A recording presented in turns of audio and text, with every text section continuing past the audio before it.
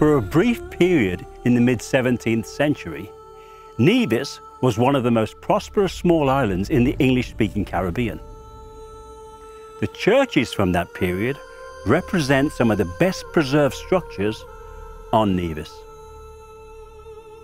In 1628, led by Anthony Hilton, 80 English planters sailed across the Narrows and landed near Cades Bay on the western leeward side of Nevis. At that time, the island was primarily populated on the eastern windward side by Amerindians, known as Arawaks and Caribs, who had originally migrated from South America. Meeting no resistance, the English settlers began constructing makeshift huts along the coast at Morton's Bay, later to be named Jamestown. The early settlers and their servants began building small plantations to cultivate indigo, ginger, tobacco and cotton. Over the next decade, Jamestown grew to become the centre of colonial life. In 1643, the Jamestown elders, having concluded that they could thrive in Nevis, built and consecrated the first Anglican church at St. Thomas Lowland, on a bluff overlooking Jamestown. With a view of St. Kitts, the church became the centre of religious worship and social gatherings.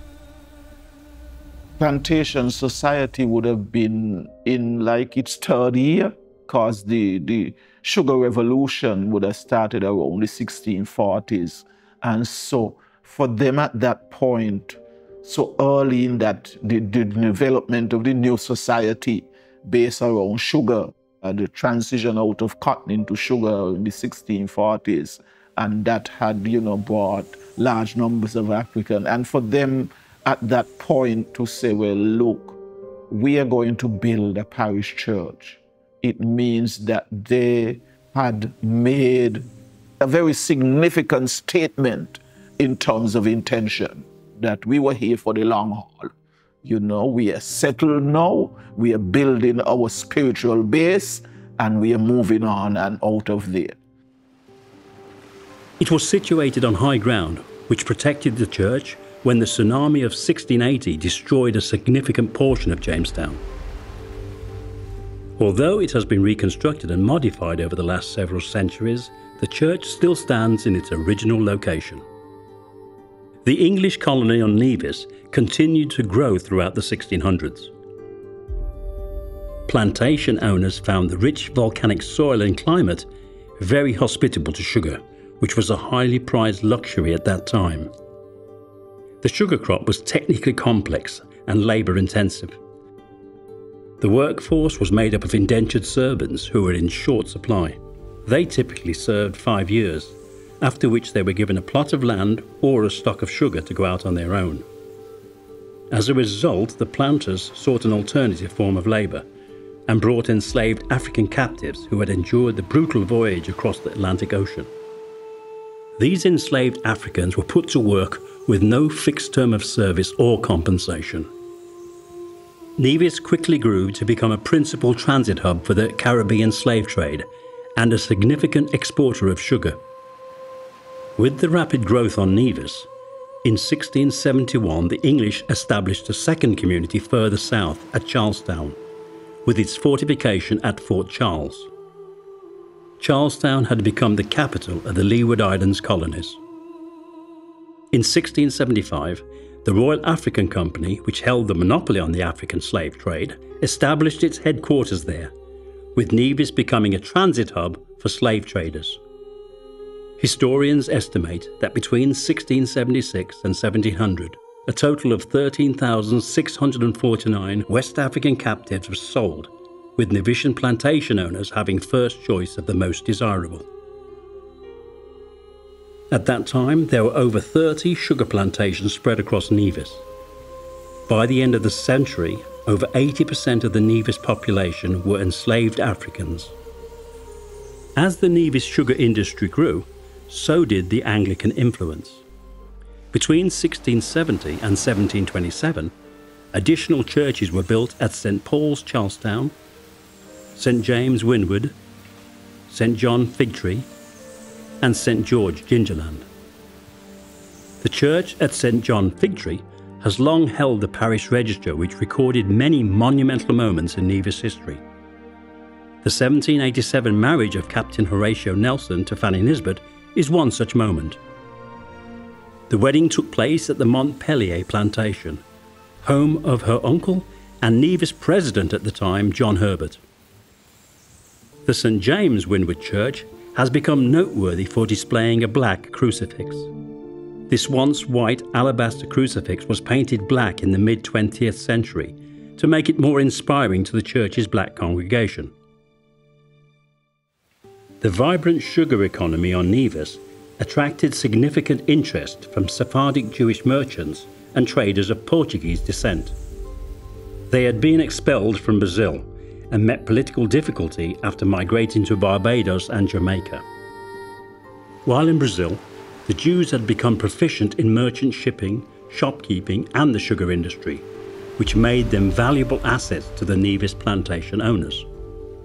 Although Jews had been expelled from England by King Edward I in 1290, they had been allowed to resettle in England and its colonies under Lord Protector Oliver Cromwell in the mid-1650s. In order to attract their aid in commerce, the Nevis plantocracy allowed the Jews to own property, operate businesses, and unlike the Roman Catholics, practice their religion.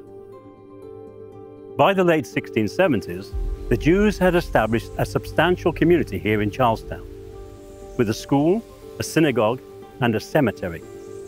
The cemetery has survived, with gravestones dating back as far as 1679.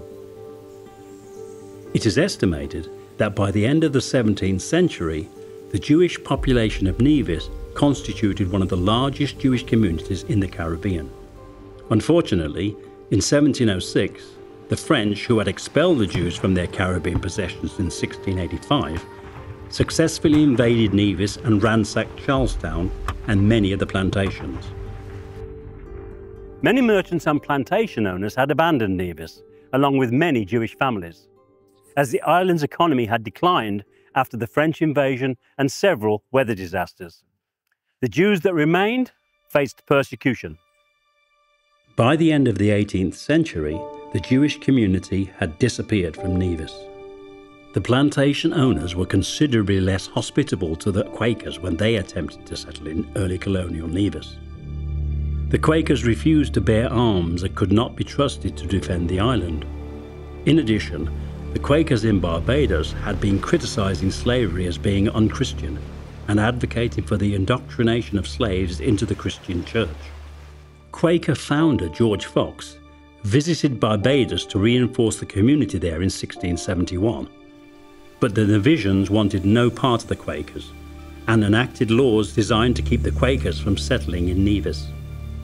Humphrey Highwood welcomed the first known Quaker visitors in 1658, but was promptly imprisoned for failing to report the arrival of strangers on a timely basis. In 1661, a law imposed a fine of £5,000 of sugar on any ship's captain knowingly landing a Quaker in Nevis. Another law imposed a fine of £500 of sugar on anyone appearing in a public forum wearing a Quaker hat. Imprisonment for any able-bodied man failing to join the militia. Enslaved people were placed in irons if they were caught attending Quaker meetings. Ultimately, the laws against Quakers were repealed in 1705. There is little evidence of a formal Quaker congregation surviving in Nevis beyond then. An 1871 map shows a Quaker burial ground in Pollard's Village, an area that would now be between Jessop's Road and St. Thomas Lowland Church to the east of the Island Road. Historians also believe they have located a Quaker gravesite on the south side of Fernhill Road, across from the Ann Bass estate on Tower Hill. The Anglican Church of the early 18th century remained an exclusively white congregation. At that time, there was no interest among the plantation owners in converting the enslaved Africans to Christianity. In order to be taught the Christian gospel, the enslaved persons would first need to be educated. It was feared that the education would take time away from the forced labour, and by becoming literate, they would want to improve their quality of life, conspire with foreign enemies. and see themselves as equal. The enslaved continued to believe in the supernatural and engage in spiritual practices, such as voodoo, that they had brought through oral tradition from West Africa. An important practice was that of obeah, or witchcraft, which they believed conveyed supernatural spiritual powers. Practitioners of obeah employed herbal and animal ingredients in the healing process. Another important ritual was the celebration of the recently deceased, whose spirit they believed had been freed from enslavement and returned to their spiritual homeland. These celebrations were festive occasions with limbo dancing and kaiso singing. These songs were narrative in form, often with a political message or commentary on the harsh conditions suffered by the enslaved Africans. Kaiso later evolved into calypso and more recently soca music. Caribbean societies have been very oral societies over the years. Remember, you're coming out of a massive place where a lot of the people in the early societies, they weren't exposed to reading and writing and so on. And so the way people communicated was through oral tradition. And as part of that commentary on society and what was happening around them, they developed very strong oral traditions, and combined with music, their love for singing. And out of that was born, the calypso. Musicians, put lyrics together to speak about what was happening in the community, and they set it to music. And what has been happening now in terms of that calypso music in the postmodern era, the church is combining that with gospel for the development of gospelypso, which is one of the things that is emerging in the Caribbean church at this time. In the mid-1700s, an evangelical revival emerged in England. It embraced working-class communities that had been previously neglected by the established church, with an emphasis on the Word of God and the belief that all people were God's children. In the North American colonies, this movement came to be known as the Great Awakening. Led by John Wesley, this movement broke away from the Church of England and became the Methodist Society. In 1774, Wesley published his Thoughts Upon Slavery, in which he criticized the slave trade and questioned the morality of slavery. A cornerstone of the evangelical movement was to spread the gospel through foreign missions. By the late 1780s, Methodist missionaries had reached the West Indies with the objective of introducing a more egalitarian order that was open to all classes, including the enslaved population. When Dr. Thomas Coke first tried to establish a Methodist mission on Nevis in 1787, he met the same resistance that the Quakers had faced a century earlier. Shortly thereafter, he began receiving invitations from plantation owners who had been influenced by the English evangelical movement and wished to have their enslaved workers instructed in the principles and practices of Christianity. Dr. Coke established the first Methodist chapel in Charlestown in 1790. Two other Methodist chapels soon followed in Gingerland and Newcastle. The Methodists also preached on plantations and established Sunday schools that later developed into proper schools throughout Nevis. John Wesley was against the practice of slavery. He was also against the practice of the slave trade and preached vehemently against both practices. In 1774, he produced a document called Thoughts on Slavery, in which he set out his ideas about this practice of slavery. As he said at one time, there's no benefit to be gained that is worth all that he was seeing in the slave trade. So he preached against it up and down England. He was an abolitionist. He supported William Wilberforce in his preaching against slavery. The Methodist Church was instrumental in sending missionaries overseas. And as far as we are concerned here in the Caribbean, the mission started in Antigua in 1786, and from there it spread to the various islands of the West Indies. Dr. Thomas Coke was instrumental in this effort, since he's the one who traveled from island to island on behalf of John Wesley and the Methodist Society in England to start churches in the various islands. The Methodists continued to meet resistance from the Nevis plantocracy. Many slaveholders continued to fear disruption of their livelihood and the accepted social order. Methodist missionaries were suspected of being associated with the abolitionist movement. A 30-year campaign in England, led by William Wilberforce, Thomas Clarkson, the Clapham sect, and the Quakers. By 1797, the hostility became so severe that adversaries of the missionaries set fire to the Charlestown Methodist Chapel while the congregation was worshipping.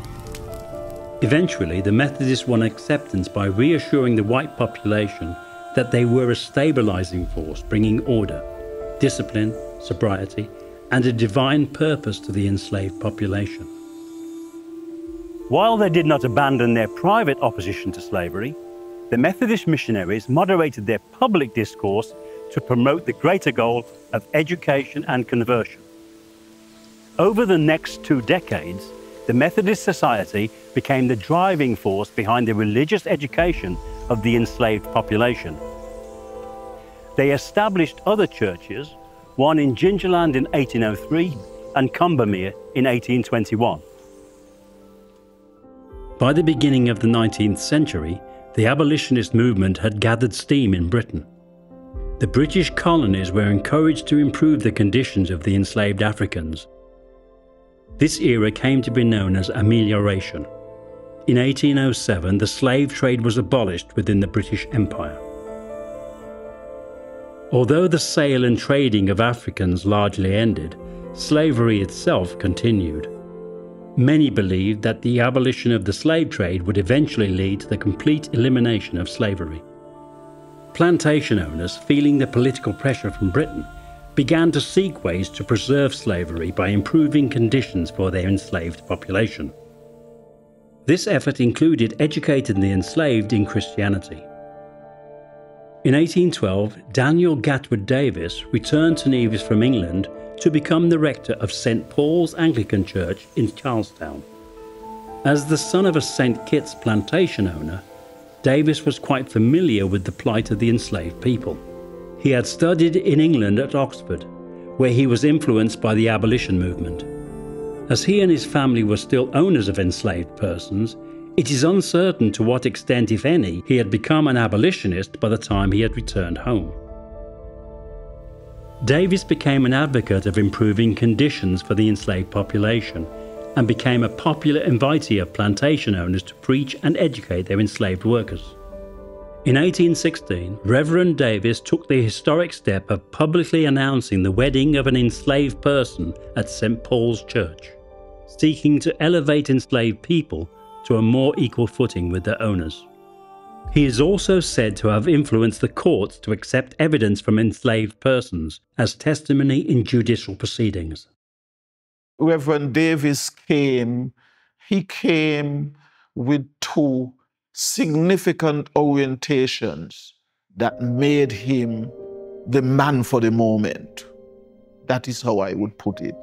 He was born in St. Kitts, and so his early years, the early part of his development, he would have had significant interfacing with the Negro population because, as a child born in St. Kitts, growing up on a plantation, a lot of his care in the early stages of his life would have been given by house slaves whom, the plantation owners would have chosen to work in their home to interface with the care and support of the children. And so he had that kind of orientation.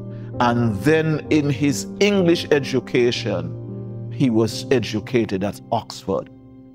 And Oxford was a place of an emerging ideas in terms of inclusive society, what they called in a part of the Anglican Church that they call the Christian socialist movement that would develop in Oxford. And in fact, Later on, in the 16th century, when the Anglican Church was emerging as an independent church, independent of the Pope and the Roman Catholic Church, it was the Oxford movement that gave a lot of support to that, you know, and that similar kind of support in terms of the new emerging inclusive society, that would have all been a big part of the education and training of Daniel Gatewood Davis.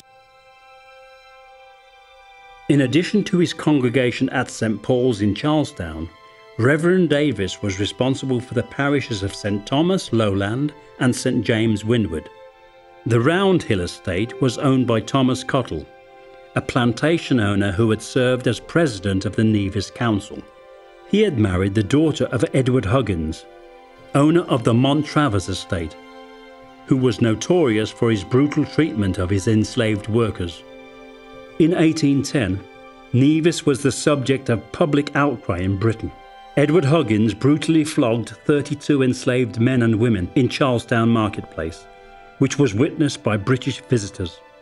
At the time, Cottle defended his father-in-law, going so far as to say that black people suffered less pain than white people. And so Edward Huggins performed an act here towards the enslaved African that in all the readings I have read, I have not seen it equaled.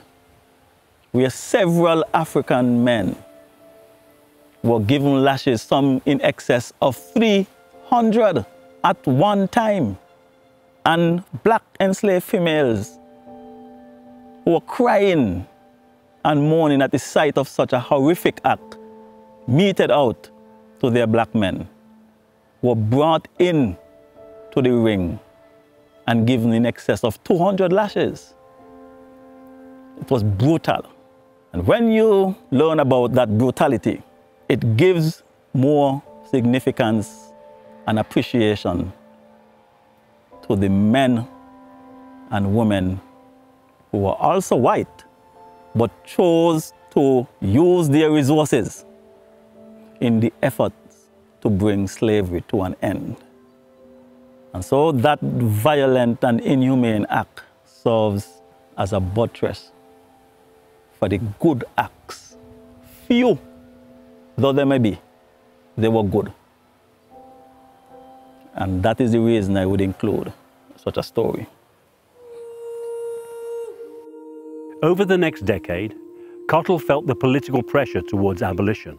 He joined the efforts to ameliorate the working conditions of his enslaved workers with the hope of prolonging slavery's survival.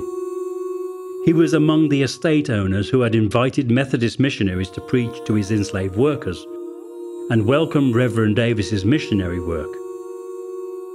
The established Anglican churches were quite small and distant from Round Hill and still did not welcome enslaved people. So Cottle began discussions with Reverend Davis about building his own chapel at Round Hill, where he could worship together with his enslaved workers and their families. By worshipping together, he could control what was being preached and monitor attendance. He began construction in 1822 using his personal funds. Facing difficult harvests, Cottle took 2 years to complete his chapel. It opened for worship on May 5th, 1824, for worship and instruction with the Reverend Davis as its first minister. Cottle made the day a holiday for his enslaved workers, who attended the inaugural service along with many reputable people from Nevis society. Services were held on alternate Sunday and Monday evenings, typically attended by about 125 worshippers. If they were going to do something, they were going to do it well. Not so much for the benefit of Mr. Cottle, but I believe that they were building this church and every other edifice that they built on this island and others. They did it excellently so that they could pass a message through the ages to their descendants, that when you consider on this church, on this structure, you have evidence, you have proof that you come from a people that were not only highly skilled, but had that important value of excellence. When it comes to Thomas Cottle, the church also stands as a symbol and as emblem for the value of caring for others. Thomas Cottle was not a perfect man. Thomas Cottle owned slaves, involved in that dark trade of purchasing and enslaving human beings. But in that dark life, he did something that we can hold up today and say that was something good he did. In a time when hardly anybody of his color and race was doing anything good to the blacks, he built a church and worshipped alongside those enslaved Africans in the same church. That was unheard of in the Anglican Church. Many things had changed in Nevis by the mid-1820s. Shortly after Cottle completed his chapel, his brother-in-law, Peter Thomas Huggins, son of the notoriously brutal Edward Huggins, began building his own private chapel. He built it next to the prominent Montravers estate, on the Scarborough estate which he inherited from his father. The Scarborough Chapel accommodated 150 worshippers from among the enslaved workers from Montravers and Scarborough, and the neighbouring Pinney's estate at Paris and Clark's. It was later used as a school. The Scarborough Chapel is said to have been located a short walk west of the Island Road, across from the beginning of the Charlestown Bypass Road at the Nevis Artisan Village. There were also buildings on other estates, including Stony Grove, Stony Hill, Clifton's and Mount Pleasant, that were adapted to be used as chapels and schools. These chapels were known as chapels of ease, because they were easier to attend than the parish churches that were a great distance away and too small to accommodate the large number of new attendees. Of these chapels, only Cottle Church still stands, now celebrating its 200-year anniversary. Basically, parish churches weren't built with any kind of intention to accommodate what we call the laboring classes, which would have been the slaves on the plantation. And in fact, they were decisively built away from the center of plantations, where the plantation society revived around that production unit. That's where the mass of the slaves were. And remember, in those society, there was a fear-driven part to the development of things, and something like a church where planters would gather in mass numbers. You didn't want to, develop that too close to where the slaves were available in mass numbers, because, there was always the fear of slave rebellion. And so you didn't want planters sitting in a church worshiping, besitting ducks for slave rebellion. And so they built them a little away from the plantation. And so when the mass movement of ex-slaves were now available to go to church, it was some distance sometime for them to go. And as a way of accommodating them, they built what they call chapels of ease, that was supposed to ease the congestion of the large populations coming into the church, and also the access, the ease of access for ex-slaves now to go to church. And a lot of those develop on the plantations. And so one of the things that would do too, it would give the plantation center still have a certain measure of control, because you don't have to go too far for church. And if you go to a church at 6 o'clock on a Sunday morning, you may be able to turn up for a job on the plantation at 11, because it's right there, And so those develop in a way to embrace the new movement that was happening in terms of the education, training, and religious instruction of slaves, and at the same time still bolster the whole development and well-being of the plantation the central plantation economy.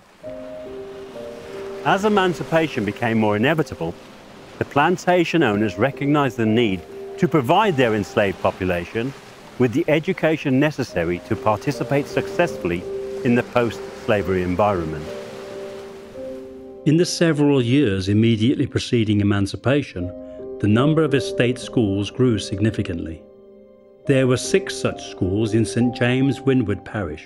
Clifton's housed another school, and the Pinneys Estate School numbered 116 students. In 1826, the first national school was opened in Charlestown, with the curriculum of reading, writing, and arithmetic, just like in England. By the time of emancipation, there were approximately 1,200 students from the formerly enslaved families here in Nevis. In 1833, British Parliament unanimously passed the Slavery Abolition Act with the assent of King William IV. The enslaved people were freed throughout most of the British Empire, including 8,815 on Nevis. It is said that the Methodists were instrumental then in ensuring a smooth transition from freedom to emancipation. They also undertook the job of training the enslaved population how to behave. And that might sound a bit strange, but if you've been an enslaved person for so many years, and now you are free, then no one was certain how they would react or how they would handle freedom. What am I supposed to do? I'm now free. And so they took on the job of speaking to them about how to behave, how to handle their newly found rights and things like that. After having been the catalyst for educating the enslaved workers, the Methodists had attracted a loyal following. Over 90% of the Methodist congregation in Nevis were formerly enslaved persons. The newly freed Methodist parishioners expressed their gratitude by raising £3,400 from subscriptions, and without wages, built a new Methodist church in Charlestown on the site of the old chapel. The new church was completed and dedicated in 1844. It still stands in its original location and is currently under renovation.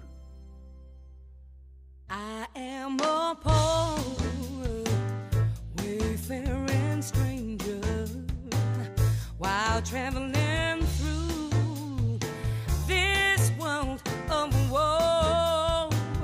But there's no sickness, no toil, nor danger in that bright land to which I go. I'm going there to see my mother.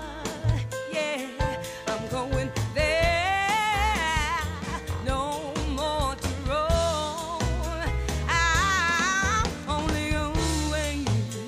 I'm only going overjoyed. I'm only going over home. I know dark clouds, they will gather on me. No, my way is gonna be rough and steep.